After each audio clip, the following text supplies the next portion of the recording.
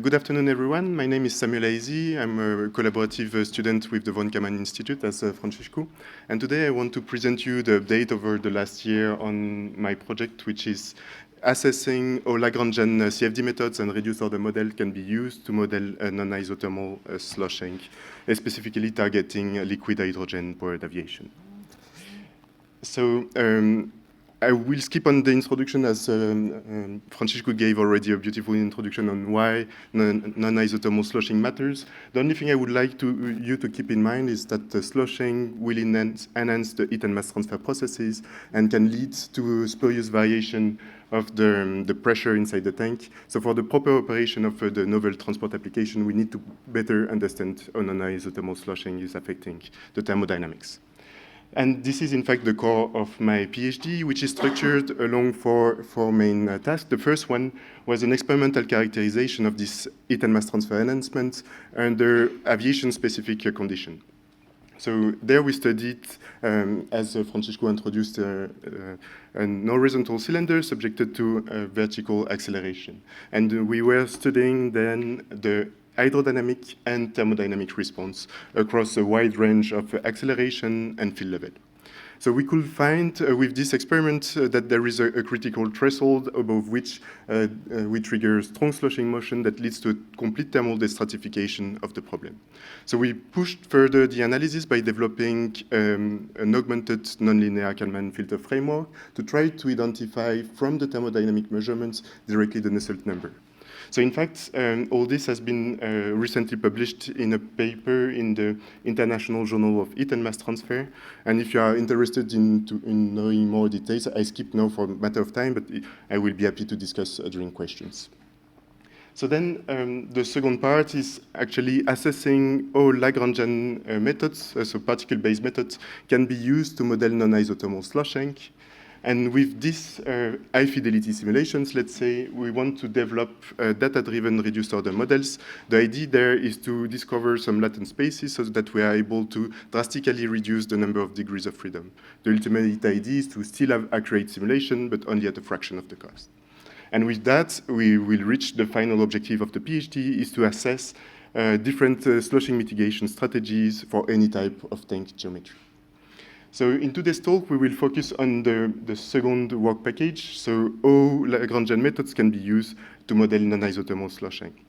So first off, how is it actually simulated now in the literature? So you will see, if you look at the literature, you will see that most people are using, in fact, engineering models. So we have a low-order description of the system. The main advantage is that it's fairly simple to set up and also very fast, but it requires heavy tuning. We showed in a previous work within the group that upon sufficient data, we are able to calibrate such a model to have accurate prediction across a wide range of operating conditions. Then if we rise a bit the complexity, you will find the traditional Eulerian methods of finite volume CFD.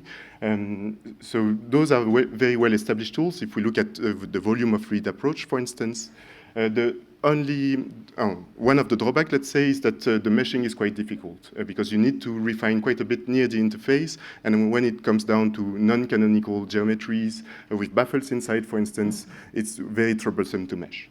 On top of that, the phase change modeling is still an active research topic in the field nowadays, especially when it comes down to strong sloshing motion, strong liquid motion, as it is the case for sloshing. And finally, we have the Lagrangian methods, so particle-based methods. There, instead of discretizing the whole volume, you discretize the fluid into particles that have a fixed mass and that are advected with the flow. The main advantage of those is that we naturally capture the free surface, in fact, and there is no meshing step required per se. Those methods are very well established when it comes to sloshing, at least in the isothermal setting. But the phase change models are still very limited to pioneer works and not applicable to real scale for now. So we will focus on the Lagrangian methods, and in particular on the smooth particle hydrodynamics. So there, as I mentioned, we discretize the fluid into fixed mass particles that carry also information about the flow, such as density, momentum, and temperature. And those particles will be advected with the flow by interacting with some other particles.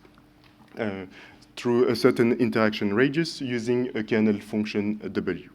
Usually the kernel function will be a Gaussian-like, but we would prefer to have a compact support, so we have a finite number of neighbors. And in fact, what we are essentially doing here is a kernel interpolation, so that we have, from this discrete representation of the flow, we have a continuous formulation. And with this continuous formulation, you then have direct access to the spatial gradients, and with that, you have everything you need to solve for the Navier-Stokes equation. So we solve for the continuity, momentum, and energy. So as I said, the main bottleneck nowadays with such methods is the phase change, especially when it comes to evaporation, due to the very sharp density jump that you have at the interface. As I mentioned, we have a fixed particle mass, so if one liquid particle suddenly becomes a gas, its volume will increase by orders of magnitude, breaking the spatial resolution of the simulation. So to counter that, many approaches have been proposed in the literature that fall under two categories. The first one, topological manipulation, where you will try to split and dynamically split or merge particles as they are close to evaporate. Those methods work fairly well, but they introduce a computational overhead plus some spurious behavior at the free surface. Then you have the unified equation of state. So there, every particle has its own equation of state, and it will naturally capture the phase change as it can transition from a gas to a liquid, or also being a mixture. The main drawback with this is that some particles can be a mixture, so you no longer have a sharp interface. So to revert back to a sharp interface, you will need to have a significant amount of particle, which is not feasible for real-scale applications.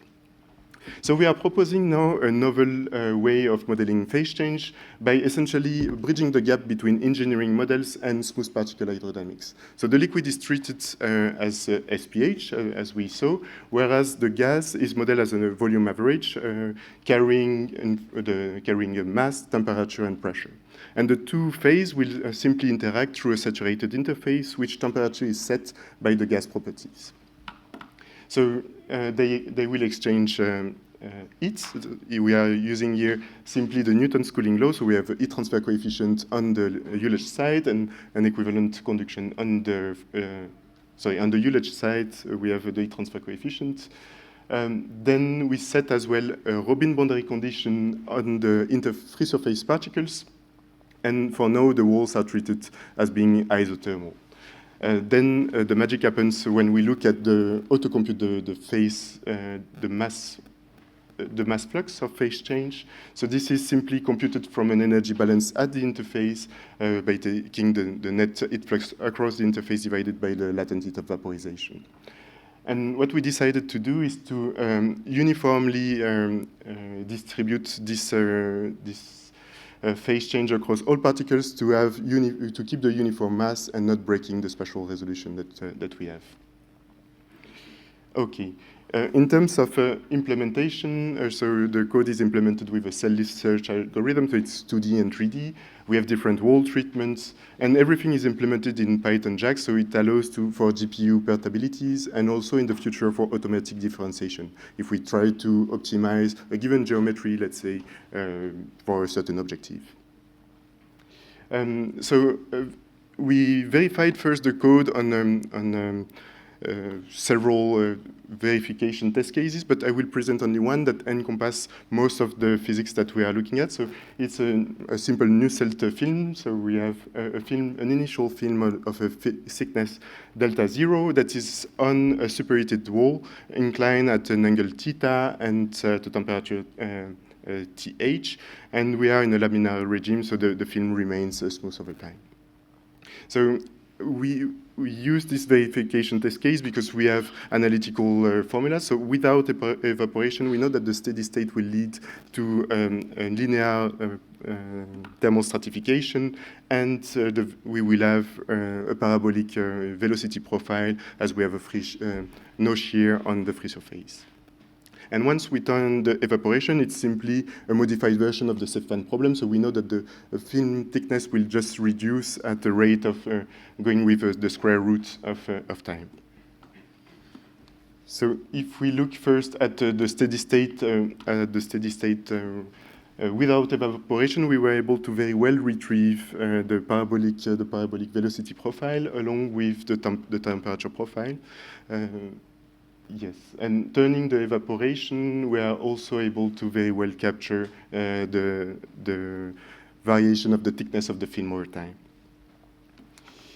So the next steps are now concentrated on validating the software, the solver against actual experimental data. So some sloshing data that we have at the von Karman Institute, but also some self-pressurization. And we will, once this is done, we will also continue to explore the Lagrangian ROM the Lagrangian ROM. In terms of achievement, so we had this year a very recent publication in the International Journal of Heat and Mass Transfer, some presentation as well in dedicated research groups. And I gave as well a lecture on time series forecasting at the von Karman Institute machine learning series, lecture series, and I supervised 2 master theses over the year. Thank you. I will be happy to take any questions. Thank you.